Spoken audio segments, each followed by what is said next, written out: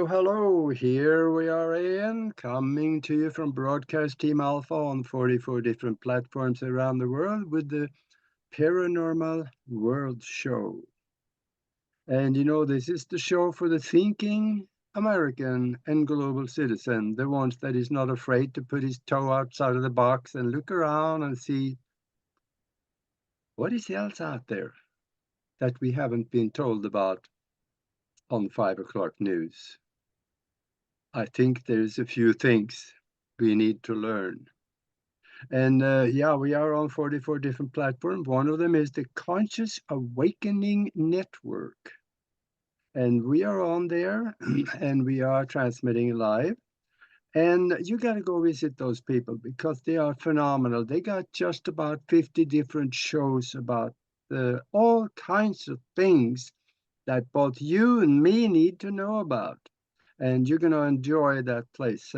Just check it out at consciousawakeningnetwork.org. And for those of you that is watching this on YouTube, that's the place to be because it's the only place we can monitor the chat room. And you can ask questions and maybe ask us anything, just about anything anyway, and we can be able to answer and communicate with them and kind of have a semi-dialogue. Anyway, I also want to mention real quick that Nori and I put together a spiritual think tank. And we've done this for about 4 years or so, and we have created a phenomenal group of people. And it seems like we're able to create out of seemingly nothing sometimes, quite often actually.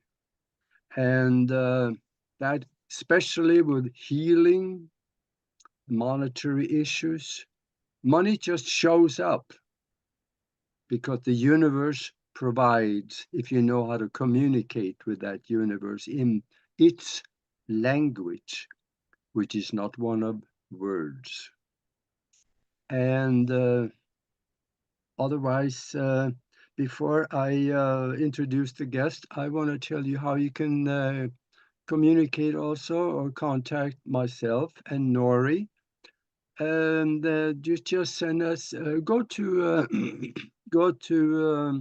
broadcastteamalpha.com and then send us a message and we'll get the email and we'll get back to you and see what we can do for you. So anyway, I want to introduce our guest. It is Chuck Swedrock. I think I pronounced that right. I hope at least. Oh, yeah, he is nodding, so I must have done okay. And there is a website where you can check him out and go and see what he's doing. I think that's isgo.lands.org. That is isgo.lands.org. He's got a lot of stuff on there. And I met Chuck here in Tucson at a paranormal meeting. He was the speaker. And he had a very interesting story about an out-of-body experience. And then he talked about other things that deals with the interdimensional consciousness that we are all living in. And he is an author by papers and articles he writes, and he's a lecturer. And he has a video on YouTube that you need to go look at. It's called A Life Guided by Experiences. And you will find that under Chuck Swedrock on YouTube. And I think we want to start out with his out-of-body experiences because that got interesting. Welcome to the show, Chuck. Thank you. Is that coming through okay? Yeah. All right. Well, and I'd said earlier that, this is the show for the people that has put their toe outside of the box and step out of the box a little bit. Was that the time when you had that out-of-body experiences, when you stepped out of the box, or did that happen a lot earlier? What do you think? Well, let's go before that out-of-body experience. The one that's significant is a dentist appointment. And I always tell this like with a sense of humor, going to the dentist is always a little like a near-death experience, if you know what I mean, but a different kind. But I'm at the dentist appointment. I'm all prepped for the session to have some fillings replaced, so I have cotton rolls, rubber dams, metal clamps. I'm a captive audience. And the hygienist has prepared me, and the dentist shows up now and gives a shot of Novocaine. And while he's waiting for the Novocaine to take effect, he tells this anecdote of being shopping the day before for furniture for his daughter, and he met a salesman. The salesman told the dentist, and I'm just listening to this, I have no way to interact with it. And the salesman told the dentist he'd been in the hospital and his heart stopped, and they had to revive him with the paddles. And the salesman says that while his heart was stopped, he had this experience of meeting two beings in spirit, deceased, that he recognized, deceased family members. And there's a third spirit there, let's call it, that was also a deceased family member, but he had no knowledge of. And so he did the research. I mean, the salesman, after he recovered and responded, he did the research and authenticated this identity he feels he learned about for the first time in his experience as also a deceased family member. And that was a clue to me. I'm a logician, I was in computers for 40 years. Logic was supreme. Now I happened to look up and I saw the hygienist's face, and her face was rigid with fear. She did not care for the story. But that got my intrigue. It's what we call veridical perception. The salesman learned about an identity he felt he had no prior knowledge of before this experience, but after his experience, he could verify it. So that was the proof he needed that that experience was real. Yeah. That's veridical, verified after the fact. And so I'll go forward now to, that was in early 1985, I would say, estimate. The indelible memory starts on August 15th, 1985. And I had a home in the suburbs of Rochester, New York, a town called Webster. And I've been out mowing the lawn, and I came in and I'm at the sink washing my sink when the phone rings. And my wife answers the phone, says a few words, and hands the phone to me and says, "It's your dad," which was code for my stepfather. He was my dad from the time, well, when I was about 4.5, when my mother married my stepfather. And he was my dad growing up. So all I did was dry my hands, take the phone and say hello. And the first words I hear, I didn't hear any greeting back, nothing to prepare me. I said hello. The words I heard were, "David killed himself." So, who's prepared for that? That David being my youngest brother. And so immediately I went to, oh no, instant grief. I'm sobbing. I have two daughters in the area, 6 and 9. And later I would say, well, if he'd given me some preparation, maybe they wouldn't have seen their dad lose it. But afterwards, I know it was the real thing, that they should see honest grief reaction to this news. And so I just threw some stuff in a bag and drove 4 hours back to Pennsylvania, where, this happened, where my home was growing up. And before I get there, that neighborhood, this little country neighborhood, Mhm. a little south of Erie, not too far from the Ohio border. Totally out in the country. Those neighbors showed up, and before I got there, they had taken the hand to make a difference.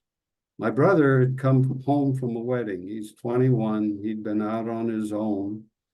Another sibling, my mother had 8 children that I knew of at that time, and he had been the youngest.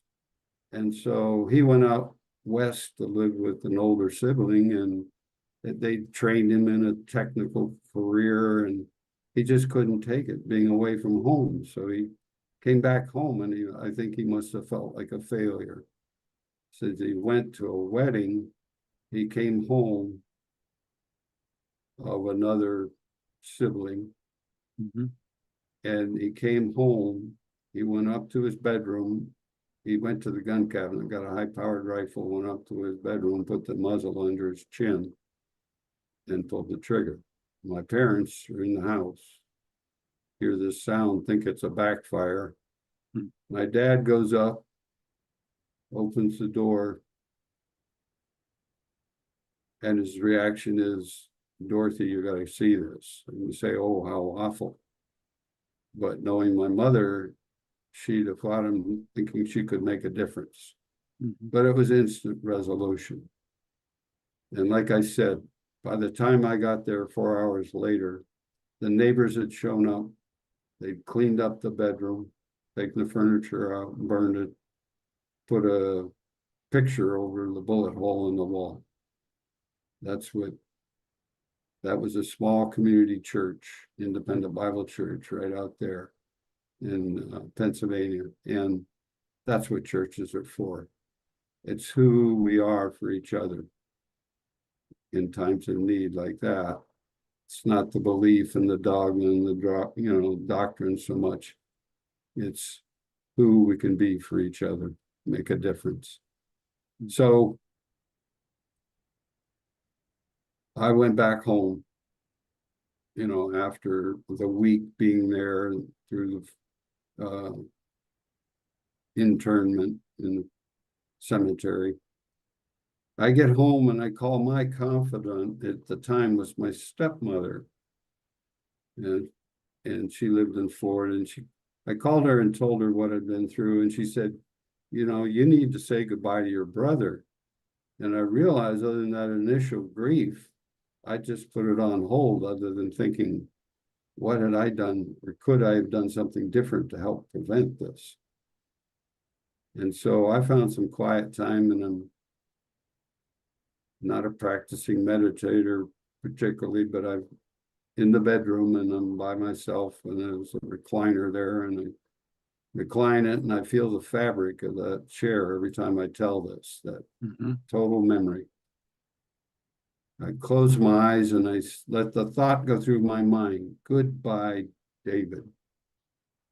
Instantly, my consciousness went back to Pennsylvania, back to that funeral home. They'd taken the body to a funeral home, a little, I don't know, 7 miles away from the home where it happened. And my conscious was taken into the back of the funeral home where I'd never been physically. And there's a casket sitting on a gurney, and I'm thrust through the side of that casket. This is pretty graphic. And my consciousness goes into the space on the torso where there should be a face, and there's goo. I'm, total shock. Yeah. I'm aware of my body back in that easy chair, just thrashing with fear, kicking, and it was like, who could ever believe anything like this? Mhm. So And was then, this kind of yeah, like wait a minute. Yeah. We're at the pinnacle of this experience, and a male voice spoke into my mind. It was not a thought.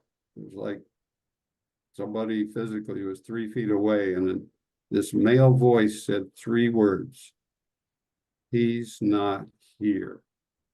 Yeah. And with that, I'm reunited with my body. I'm in total peace then as I come back to awareness. And it's with that event, I lost my fear of death, processing that going forward. And, I had a lot to work on to kind of assimilate this experience. They can speak into my mind in plain English. Now, why can't I get that more often when I need a little help in life? I want to know which way to turn up ahead. But that was exactly what I was meant to have at this point in my life, to open up this question of reality, what is here, what's real. Yeah. And this is where my life was meant to go. And I think I often talk about this, beginning with asking if people are familiar with Michael Newton. And Michael Newton was a psychologist who occasionally used hypnotherapy. Mhm. And he had a client, a woman who was having a struggle in life. She couldn't have any lasting relationships. And so he thought, well, this is a childhood trauma she had that affected her social life. Her parents are divorced, she has no siblings, and she has no friends, and she can't keep a lasting relationship. So he's not getting anywhere with his therapy, and he thinks, well, let's try the hypnosis. Maybe this will help. And so he finally says, go to a time you felt connected. And she was animated, and she's obviously in dialogue with others there, and he's trying to figure out, well, where are you? And she begins to describe it.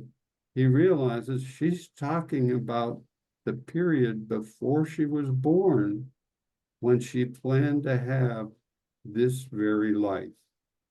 And it introduced the notion of life before life, pre-life planning for the major elements in your life upcoming. Well, he didn't know what to do with this. He thought this was a hallucination.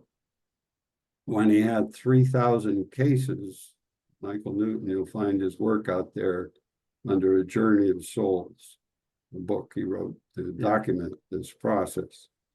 And so that's where I kind of got connected to this idea that I was meant to be on this path. And now I'm opened up after my brother's suicide to the spiritual reality that was just in a book before that. And now it's real, like you can't believe it's real.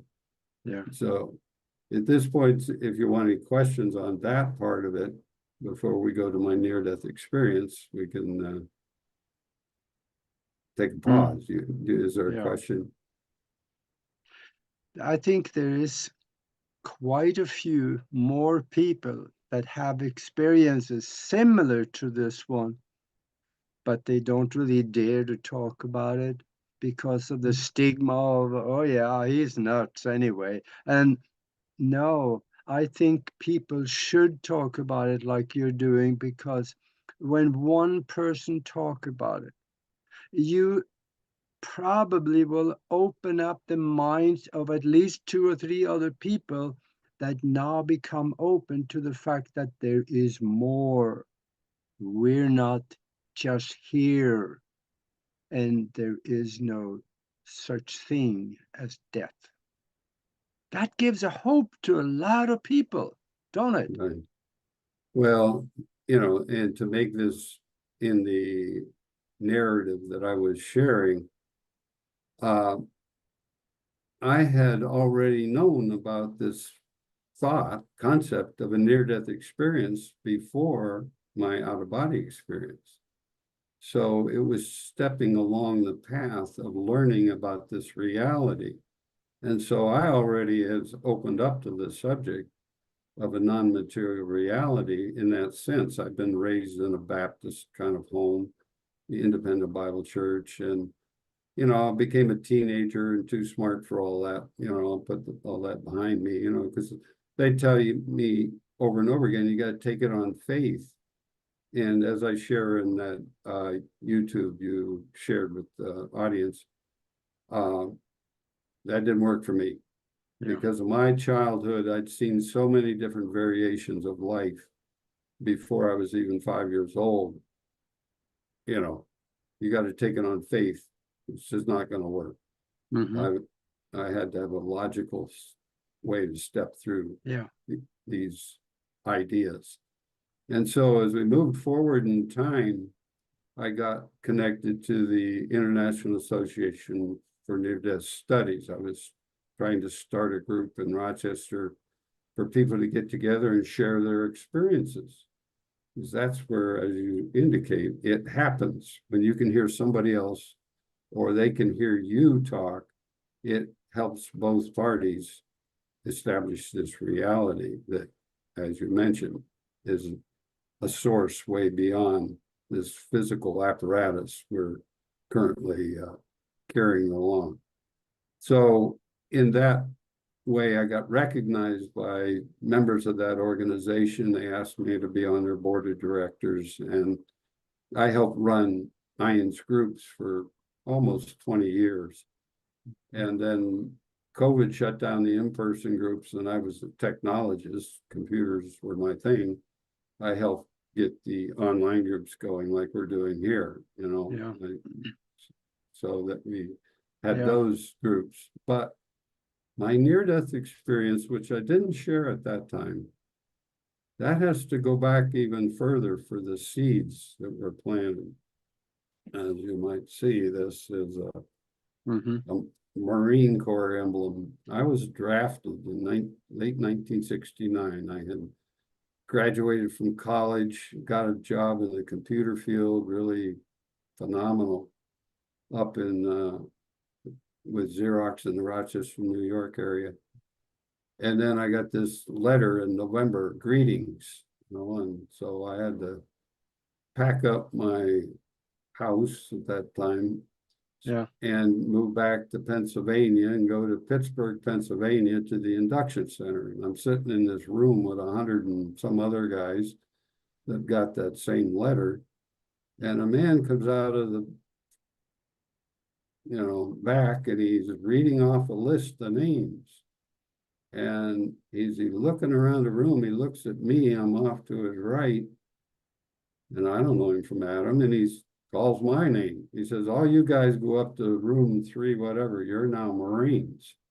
So I won the second lottery there and got to go to the Marine Corps for 2 years.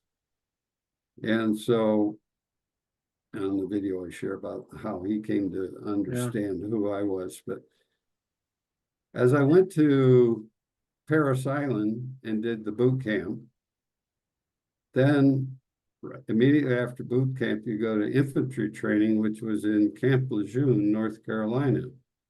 And then my duty assignment was with computers, was there in Camp Lejeune, so I never left. And having, time on base, I already was in the queue for housing, so immediately got married housing, and my wife joined me. And so we were there for 21 months, direct. And well, as you've heard in the news, Camp Lejeune had a significant water issue. And if you've been there for only 30 days, you were eligible to be available for benefits. Well, I didn't know about that. So 2 years I was out. I was back to my civilian job, and I never followed up with the military stuff. But it ate up my digestive system, and I had a hiatal hernia just above the stomach. And then that was eating up my esophagus. And every so often, about every 6 years or so, I'd have to go in, they stretch the esophagus because it was closing up. So I'm trying to fast forward this to the year 2003. And it's in the June timeframe. And I was going to play tennis. I had a nice house in the suburbs, and I was going to go play tennis at lunch. And I had some granola cereal with bad grapefruit juice for breakfast. And I threw up the granola cereal in the bathroom, and I didn't realize it, but at the time it lacerated the inside of my esophagus, a 1.5 centimeter tear. So all morning long, I'm bleeding out internally, but I have no awareness of that except I'm feeling more and more sluggish. So it's along about lunchtime that I said, no way I'm playing tennis. And all of a sudden that blood built up to the point where it vomited and it came out. Fortunately, my wife is there, my second wife, my second married. She pinned me to the sink and calling 911. And the medics get there and they come through the front door. Oh, yeah, some guy spit up some blood. And then they saw the volume. They changed their demeanor totally. Well, you know, I'm aware of near-death experiences at this stage of life. Mhm. And my brother's experienced too. Mm. So as they're loading me in the back of the ambulance, I'm thinking, oh, maybe I'll have a near-death experience. Now, how many people get loaded in an ambulance are thinking about that? And so as we're going down the highway, it's a busy two-lane highway to the hospital, to the expressway to the hospital, the medic says to the driver, can you find a parking lot and pull over and stop? I don't have a pulse. I can't get the IV started. Well, I'm listening to this. My awareness, my consciousness is at eye level with the medic and the driver, and my wife's in the front seat. So, you know, there's corroboration for this narrative that I'm sharing with you now. My body is on that cot facing the ceiling and has no central connection at all to this reality. I'm there in my consciousness outside the body. And the driver says, no problem, puts on the brakes in the middle of this two-lane highway, the sirens and lights flashing, and the medic's able to resuscitate me, pressing and getting the IV started, and boom, I'm back in that, you know, body, you know, and they take me to the hospital where they have to transfuse. I had lost or had to be replaced with 4.5 units of plasma, which is over half a tank. And I was in intensive care for 4 days after Yeah. that.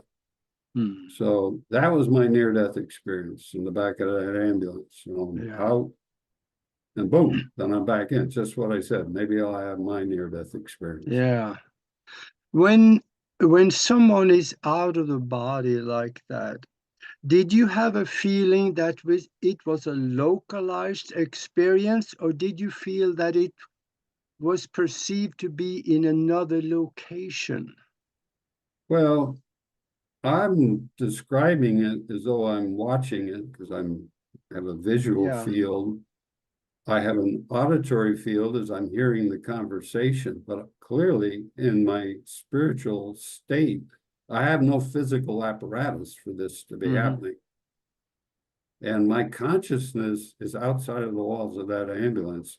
If I had to describe it, I'd say I had 360 global visual connection to the reality that is. Did you And f- actually where did you feel there was someone else with you also, maybe? Because that a lot of people have that feel that there's others there with them, even if they can't see them, they may have a perception of that they're not alone on the outside. well, you see, I don't have the experience that those people you have are talking about. I'm fully aware of near-death experiences. I'm fully aware of people who have outside connection. After my brother's suicide, I had two spirits Yeah.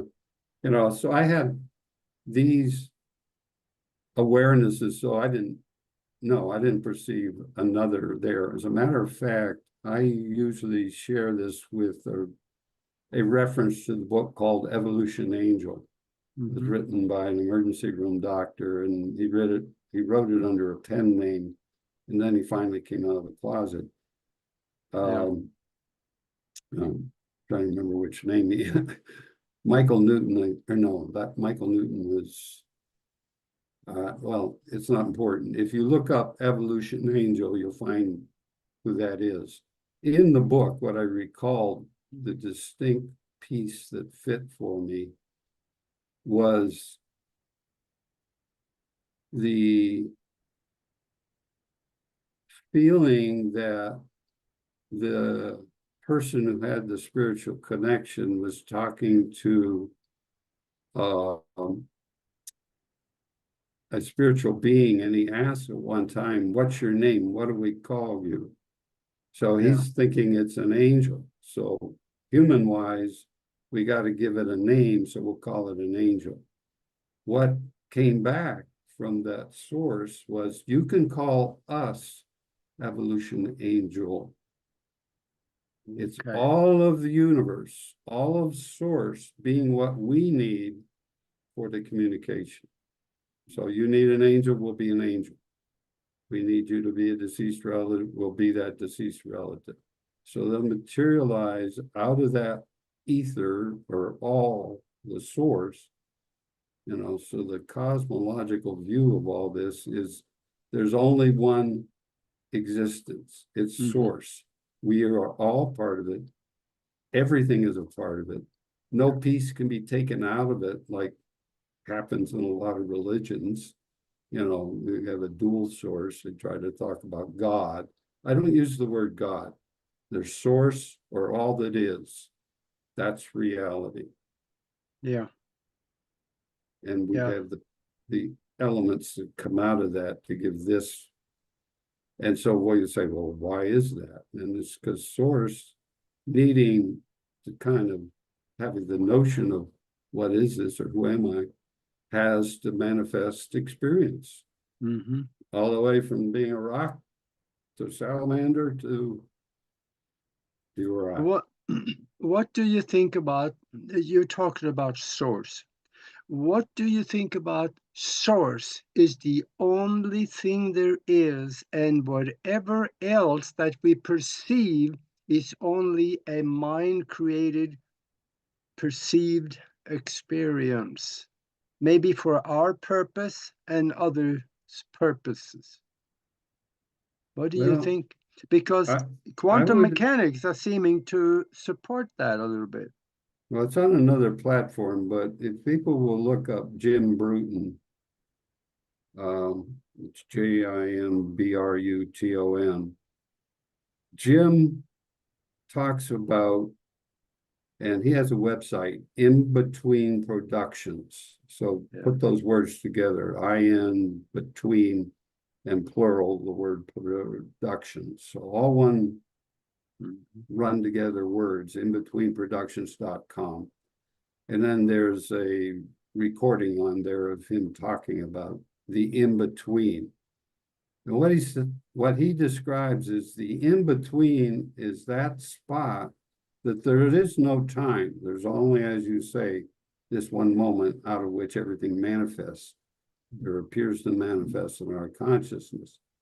But in that space, there's an in-between, which is where he felt he was at one point, which had infinite variety in terms of the choices of which ways to manifest his future, or this production of a future, appearance of a future, because it's all happening at one time.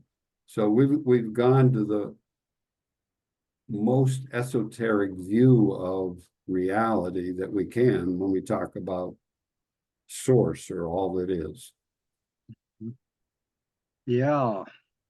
And there's a saying out there, and that is that for the one who have had the experience, no explanation is necessary. For the one who have not had the experience, no explanation is possible. Is So, adequate, for sure. so now, Well, wait, how? one thing to add to that, one thing.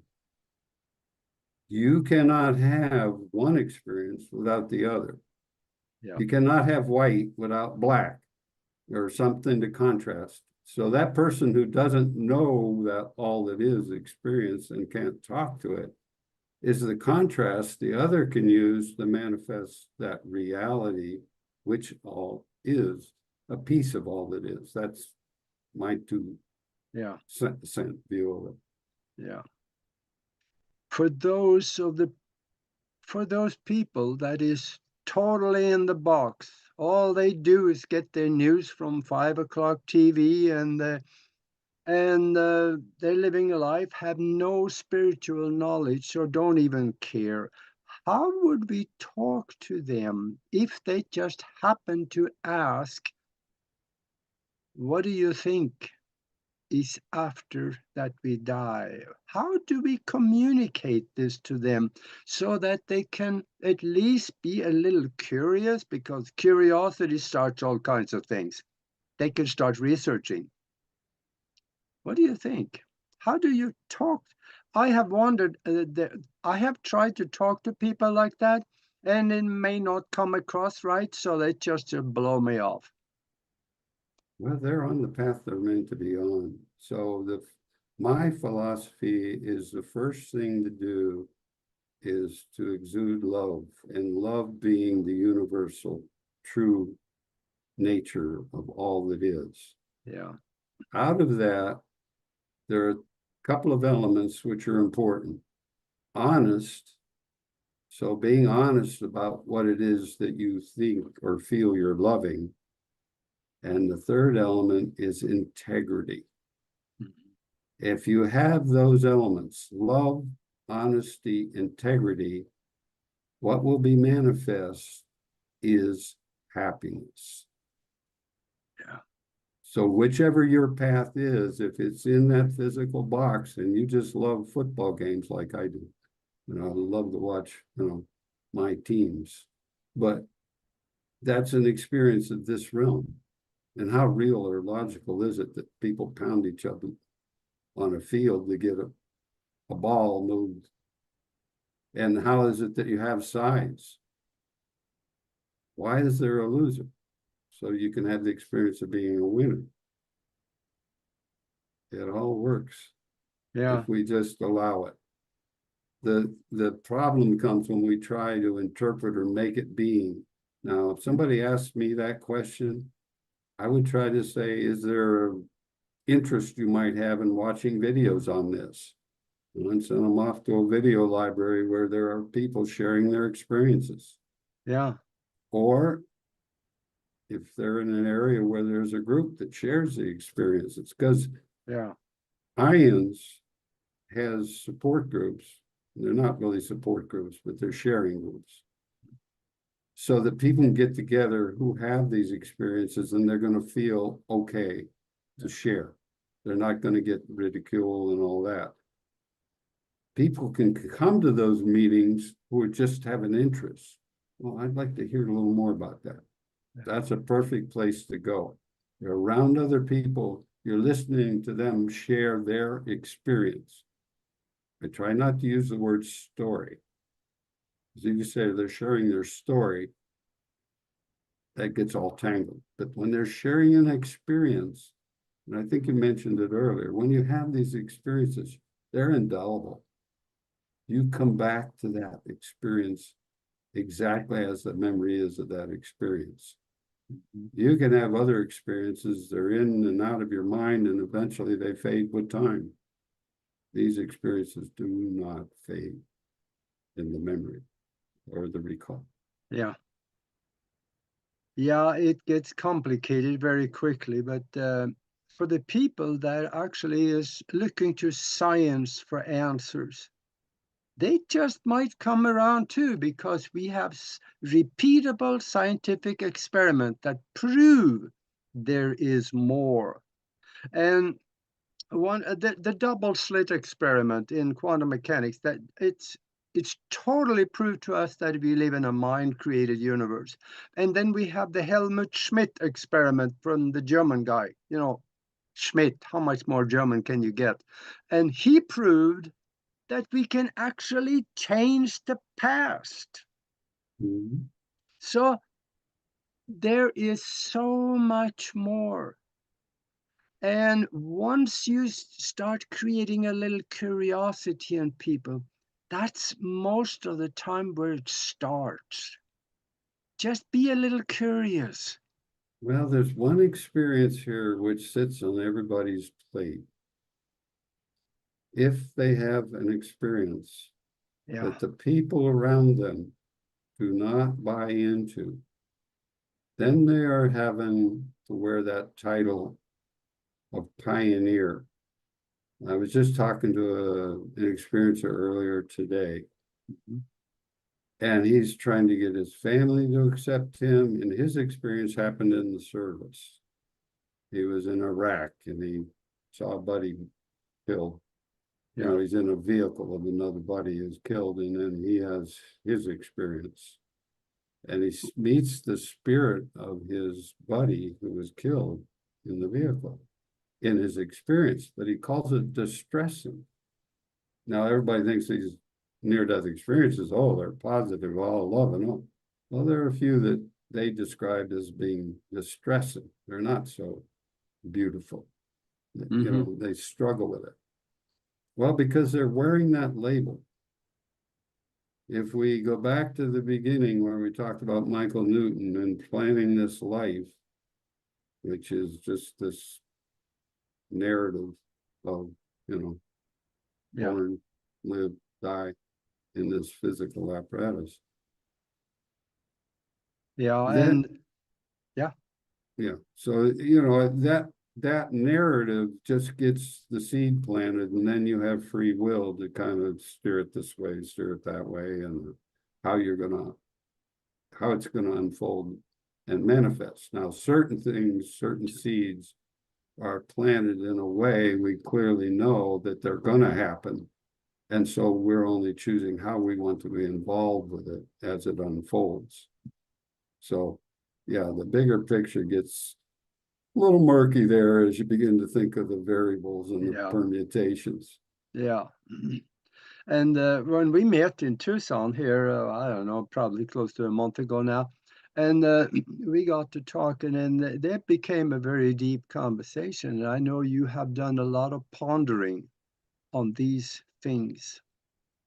Do you feel like what we are going through right now, what we are doing, what we are experiencing, is just something that was to a certain portion pre-planned to come here to learn and grow and then go back home? Do you feel that? Well, we never leave. We're always that seed here of that total source. So that source is always what is. And these lives are very real in their unfolding, because the pioneering aspect of turning the corner and there's something there that you didn't expect, you have to have ignorance for that experience. If you always knew what was around the corner, so, you know, okay, I'm going to open this door and, you know. So ignorance is a design element for this path. And so that ignorance is, I didn't know what was going to happen around the corner, and now it, boom. So I'm not going to say I know what happens when people choose to change their storyline and they go back and reroute the, you know, my path this time to sit here in this body. I know this mission I signed up to before I was born in the Michael Newton sense, you know, journey of souls. And my next path is to go back into the military, because that's where I got drafted. And I'm working with the Veterans Association, the Veterans Administration, to try to bring this awareness back into the military, because it actually grew out of the military, people having these experiences, you know, due to battlefield or whatever kinds of problems. So it's not to judge those things, not judging war, not judging killing one another, just saying these experiences require an unfolding in a certain way. And then if you're a pioneer, it means you're not trying to get your family and your friends and your health doctor to agree with your experience. You're trying to understand that your experience is meant to lead forward for others. By sharing your experience, you're sharing them for them a path that they can now choose, as you said. How do they want to dig into that? How do they want to understand more about that? Yeah. And for themselves and their journey. Mm. So we feed each other and we're all one. Yeah. We're never really separate. Yeah, we're all connected. And this is, let me take 40 seconds to tell you a quick story. This happened this morning. We had 3 cats. Now we only have 2 because one of them died about 2 months ago. And I was going out in the kitchen and there were 2 cats sitting there talking to me. And I figured, yeah, I know what you want. You want food. So I put the dishes together. I put them down and I walked off and I turned around before the cats have actually gotten to the dishes. And there I saw this fuzzy outline of the 3rd cat that has been dead for 2 months. She was sitting right there eating out of one of the dishes. And I'll tell you, when I turned around and saw that, I mean, men don't cry, bullpucky they do. I did, and because I knew she was here. So it is not only us. Pets, I think, are going through and living something similar as we do. What do you think? And picking up where we came into that story, as you call it, it's an experience. I had dogs growing up. Yeah. Out in the country, a couple of stray dogs came by and then they disappeared. So I'm a young boy. I friended, the first one, Lady, the second one called Baxter, and then they'd be gone one day. So when I got married and got my own home, I got a dog of my own, black dog, mixed breed. I called him Cinder. And then one day he got loose. And I went looking for him, calling for him. And I'm in kind of a suburb setting. And I found him alongside the road. He'd been hit and killed. And oh, it was terrible, terrible pain for that. Well, my wife couldn't take the grief of it. Mm. She went out right away and got another dog. And that was ripping me up. But I mean, I have to treat this new dog friendly in a sense.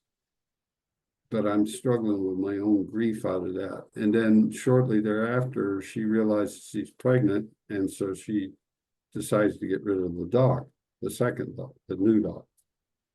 And so I really have shied away from having pets.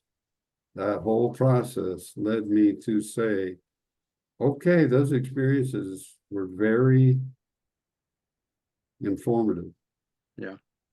They were real to me. And I really cherish a true grief memory that'll take me back into that. These feelings we have here in these apparatuses, I think we get these at this level as our gift for agreeing to this path. And some of them aren't so pleasant.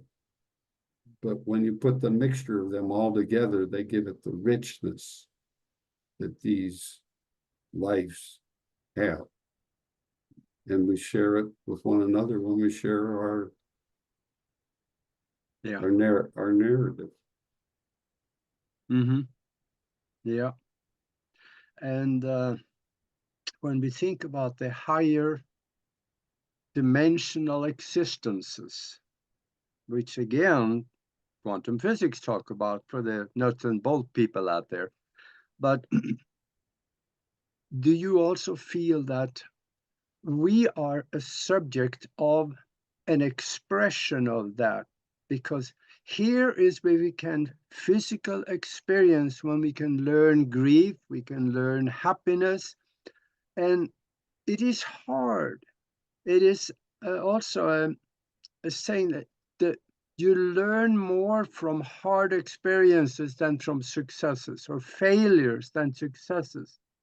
So when we come here, it is made hard for us on purpose for us to grow.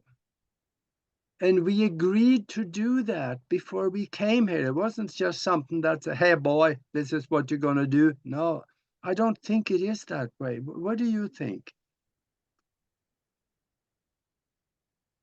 I know Well, you, I've already covered the yeah, viewpoint that the in order to understand the light, you have to have an effect the dark. You have to have the contrast. yeah, And that was same when I was sharing about um, having ignorance and then having to turn the corner.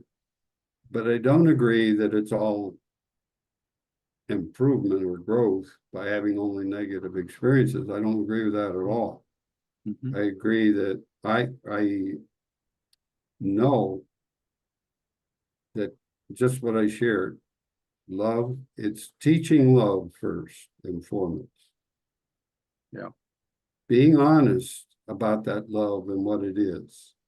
Some people profess love, but it's not really honest or it's not the most effective. Then you have to add integrity. So when you have those elements, they lead to happiness. And happiness can come from the joy of having all of that. That's my mantra, if you will. yeah, Love, honesty, integrity, happiness. yeah.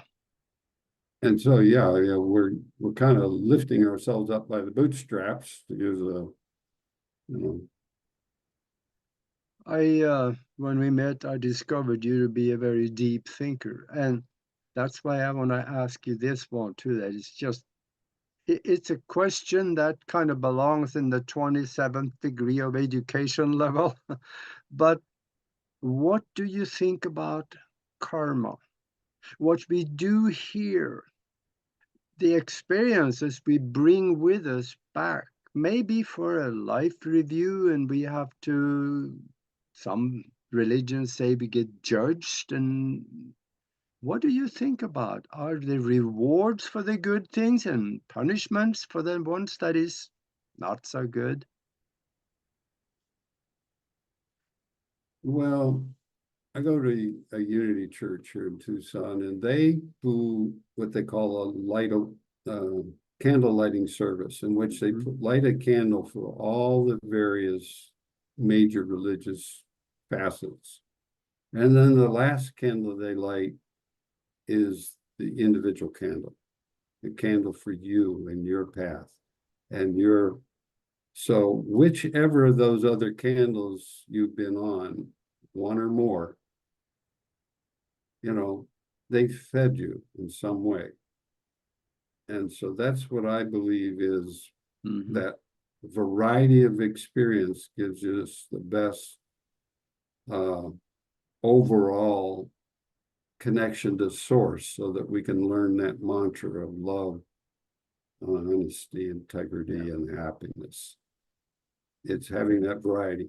yeah, Yeah. So yeah, it takes all those colors. And then many experiences come back. I'm sure you've heard. They yeah, talk about colors in their experience that don't exist here. There's experiences out beyond. So the experience of this body isn't just jump to source.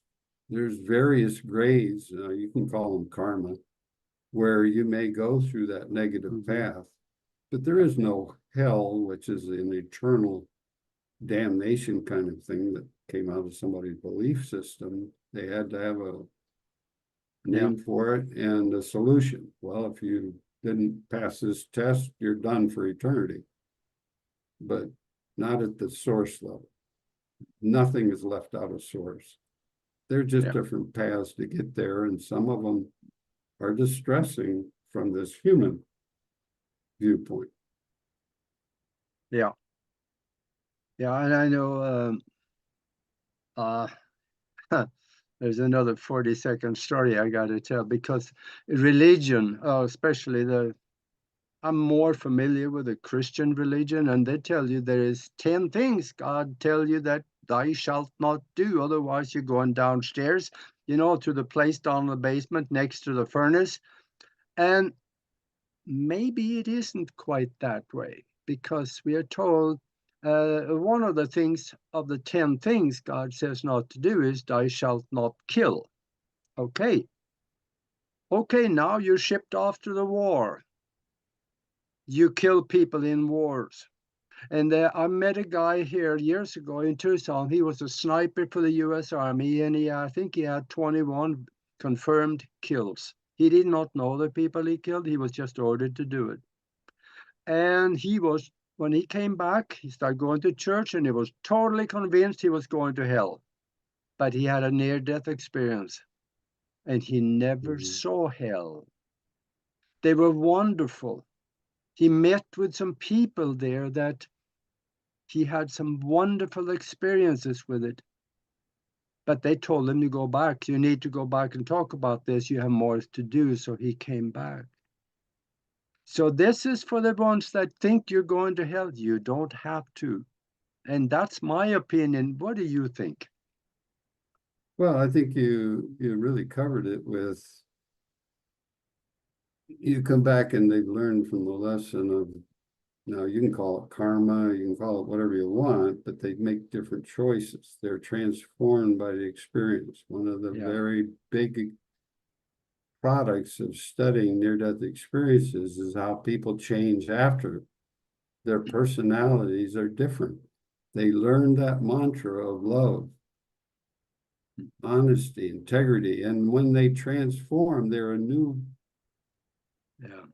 representing personality. Often there's a 75% divorce rate because the spouse says, I don't know you.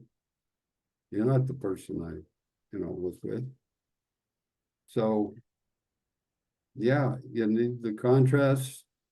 The path has curves, and it's through those curves which we build up our awareness.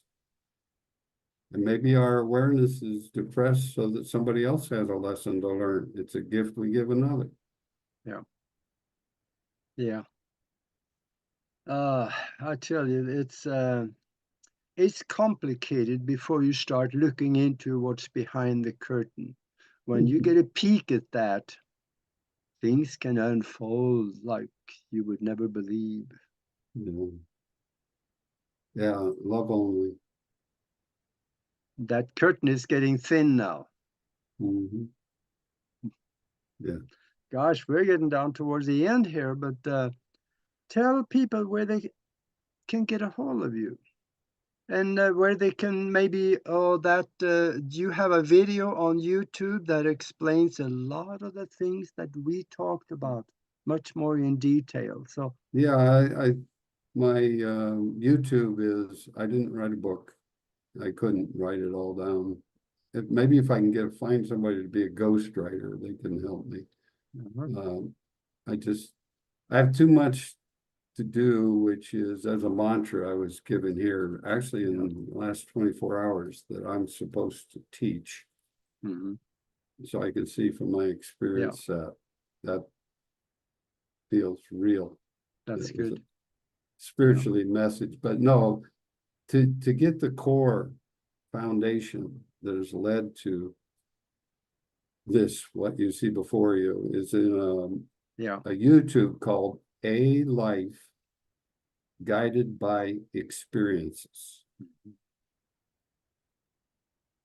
And then a little dash, my name, Chuck Swedrock. Yeah. So a YouTube, A Life Guided by Experiences. Yeah. So if you look that up on YouTube, it should pop right up, and there it is. Yeah, that one is worth watching because it unveils a lot of thought that you really should ponder. Okay. Well, all right. Thank you, Augie, for this. Yeah, this has been interesting. For this incredible program that you're putting together and how it helps many, many, many. Yeah.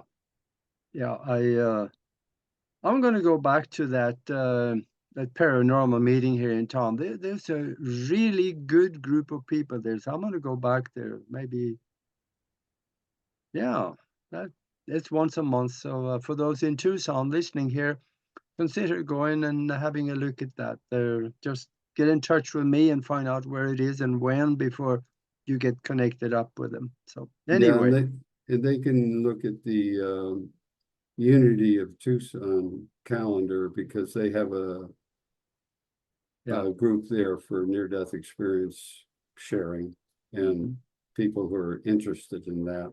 And there's a veterans meeting which meets online through IONS on the second Sunday at 4 o'clock Eastern time. Okay, that's it. All right. Okay, well, thank you very much for being with us. And for those of you out there watching right now, if you are on YouTube, if you like what you heard, please subscribe. That'll help us a lot. And I got one more question I want to ask you, Chuck. I've saved this one for last. If you could talk to the whole world and the world is listening, what would you tell them? There is only love. See it all through the various facets of that total being called love. Yeah, it's not that romantic thing we treat down here in that way, but love is it. Yeah. And every person out there have an individual journey that is connected with everyone and everything. We just do not see it at first glance, but we are all connected. So true. Yeah. Thank you very much again, Chuck. And for those of you out there watching, until next time, be good to each other. Yes.